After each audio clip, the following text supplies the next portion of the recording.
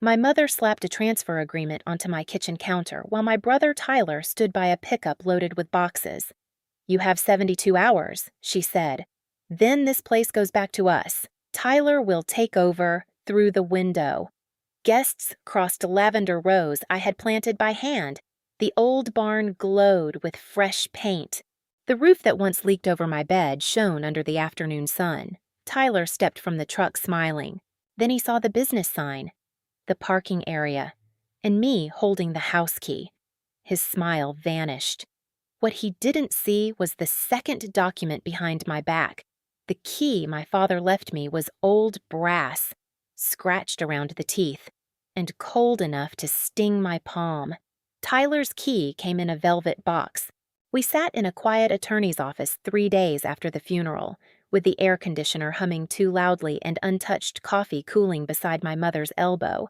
Tyler inherited a luxury apartment in New York, already furnished, with a river view and a private garage. I inherited a stone house in the Hudson Valley with a damaged roof, black mold in the kitchen, and 11 acres buried under waist-high weeds. My mother, Diane, squeezed Tyler's hand. "Your father knew who had the bigger future," she said. Then she looked at me and added, "You've always been good at making do." That was how love worked in our family. Tyler was praised for potential. I was praised for endurance. At 35, I managed hotel operations for a living. I knew how to calm angry guests, stretch a budget, and keep a building running when half the staff called out.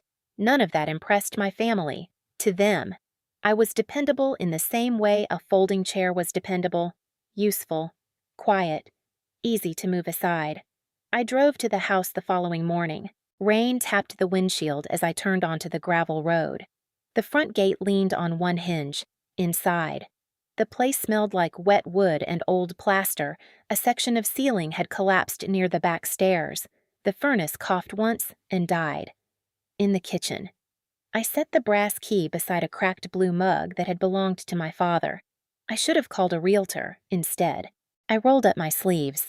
For the next year, I worked 12-hour shifts in the city, then drove north on weekends.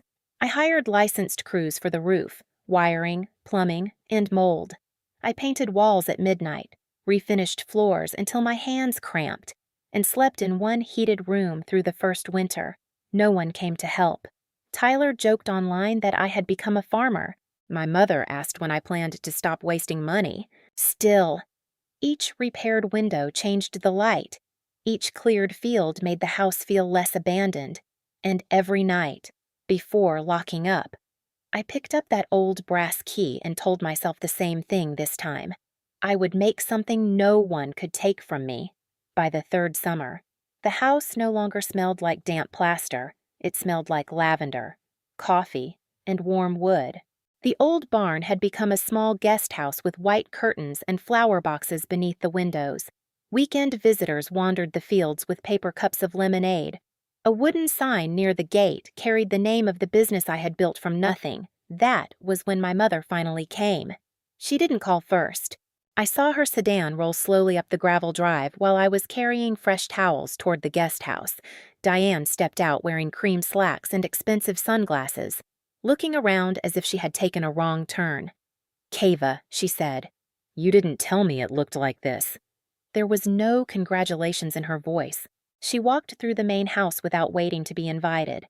Her fingers slid over the kitchen counters. She opened the pantry, looked through the French doors, then watched 2 guests cross the field toward the farm stand.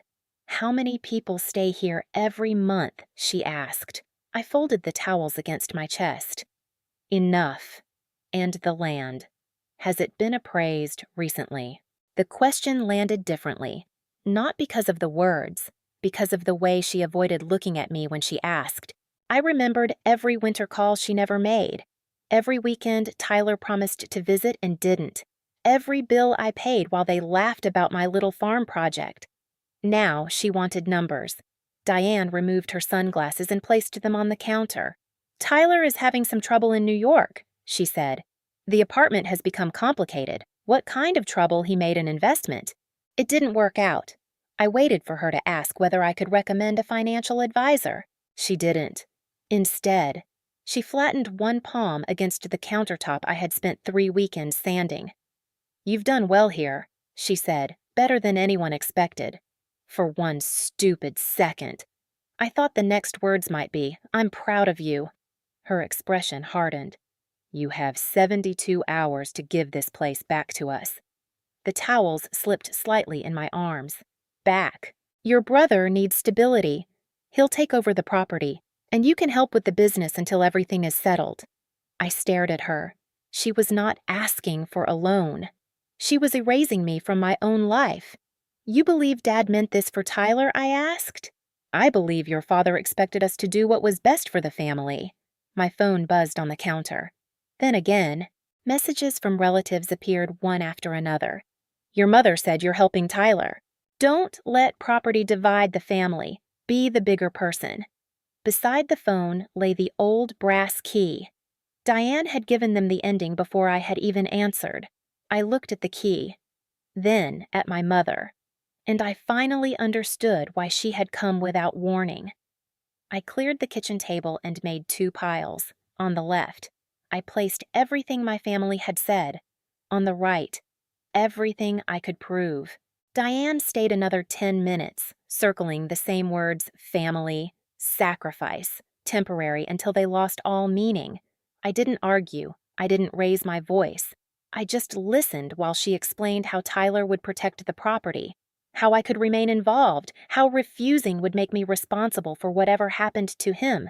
When she finally left, the gravel cracked under her tires like dry bones. My phone kept lighting up. Aunt Linda sent a paragraph about forgiveness. A cousin I hadn't seen in 2 years told me money changed people. Tyler wrote only one line. "Mom says you understand." I took a screenshot. Then I called Rachel.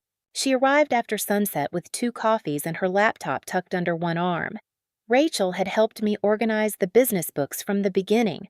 She knew what each repaired window had cost, which winter payment had nearly emptied my account, and how long it took before the guest house earned its first dollar. "She told them you agreed?" Rachel asked. "She told Tyler, too." Rachel stared at my phone. "Then stop treating this like a family discussion."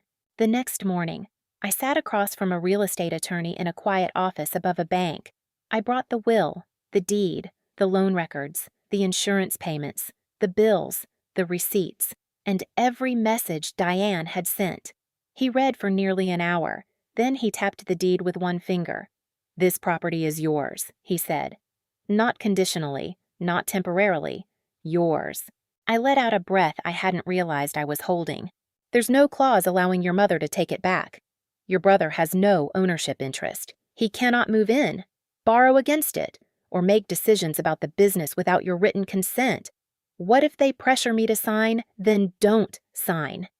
The answer was so simple it almost hurt. For 35 years, Diane had trained me to believe every boundary required a defense. The law didn't ask whether I was a good daughter. It asked whose name was on the property. Mine. We prepared a written notice stating that Tyler had no permission to occupy, manage, or represent the farm. Any discussion about ownership would go through the attorney. I also called Caleb. "If anyone arrives with boxes," I told him. "Nothing gets unloaded." He paused. "Your family?" "Yes." "Understood." That afternoon, Tyler called. His voice was warm, almost playful. "Kava, this doesn't have to get ugly. I just need my name added for a while. You can keep running everything." "For a while until I get things straightened out. If you only need somewhere to stay, why do you need ownership?" Silence stretched across the line. Then he said, "Mom already told everyone you'd do the right thing." I looked at the brass key beside the 2 piles of paper. Once, it had felt like proof I received less than Tyler. Now it felt like the one thing they had never expected me to understand. I slipped it into my pocket. "Come tomorrow," I said. "We'll settle this face to face." The pickup tires ground across the gravel just after 4. I was standing near the porch with Caleb when Tyler's truck came through the gate. The bed stacked with taped boxes, a floor lamp, 2 suitcases, and a framed photograph wrapped in a blanket. He parked beside the guest house like he had done it 100 times. Then he stepped out smiling. The smile lasted 3 seconds. His eyes moved from the full parking area to the guests carrying lavender bundles, then to the restored barn, the white porch railings, and the wooden business sign near the road. "What is this?" he asked. I walked down the steps. "The property you came to take over." Tyler stared at the field. Mom said it was a small farm.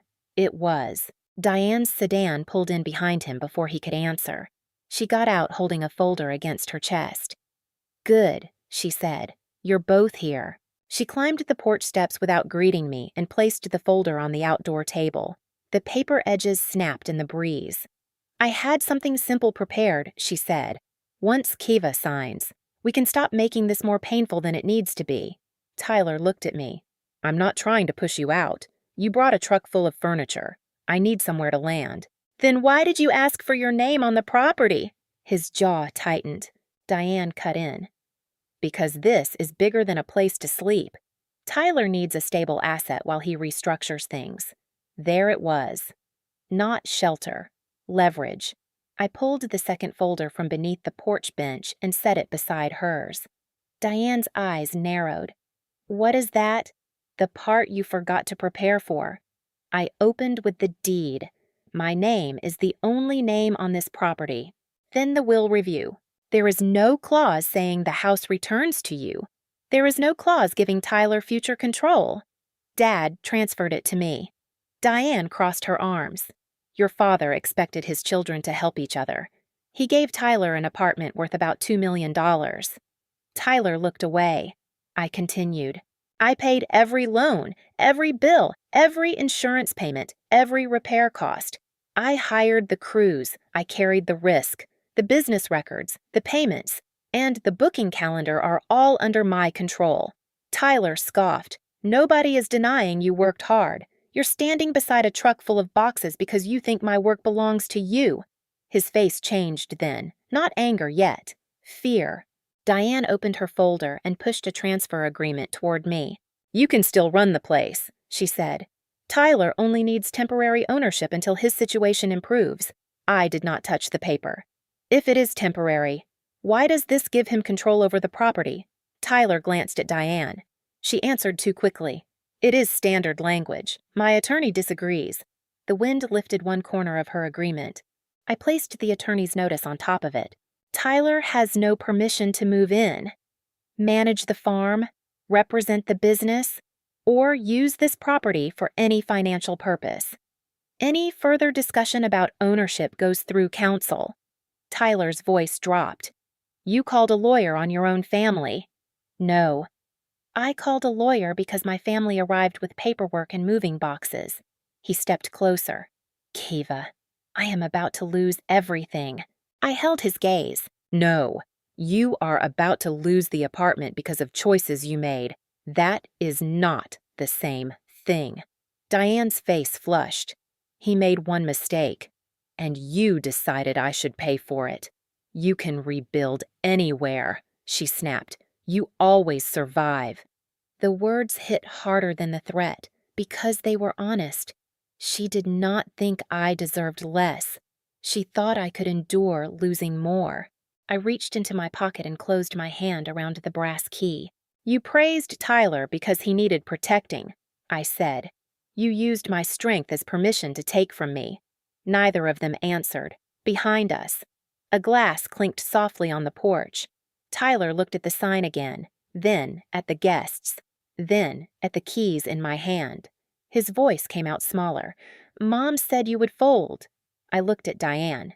She looked past me. "That was her plan," I said. "It was never mine." Caleb walked toward the truck. "Nothing gets unloaded," he said calmly. Tyler stood there another moment, surrounded by everything he had expected to claim. Then he climbed back into the driver's seat. The boxes stayed exactly where they were. Diane remained beside the unsigned transfer agreement, staring at the old brass key in my palm as if she had only just realized it had never belonged to her. The first legal notice went out before Tyler reached the highway. It stated, in plain language, that he had no right to occupy the property, represent the business, or use the farm as security for any loan. A second notice instructed Diane to stop telling relatives that I had agreed to transfer ownership by dinner. My phone had gone quiet. No more lectures from cousins. No more messages about being the bigger person. Just one missed call from Tyler and a voicemail I did not play until the guests had gone inside. His voice sounded tired. Mom made it sound settled, he said. I thought you had already agreed. He paused. I guess I wanted to believe her. For years. Tyler had benefited from Diane rewriting reality around him. If he failed, someone else had been unfair. If he lost money, someone else should help. If he wanted what belonged to me, my resistance became the problem. This time, there was nowhere for that story to land. 2 weeks later, Tyler listed the New York apartment for sale. He moved into a smaller rental and began working out a repayment plan. I gave him the name of a financial advisor, but I did not offer money, collateral, or a room at the farm. Help without surrender.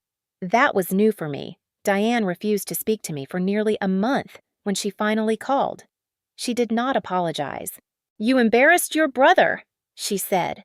I stood at the kitchen sink, rinsing lavender stems beneath warm water. He arrived with moving boxes at my home. He was desperate.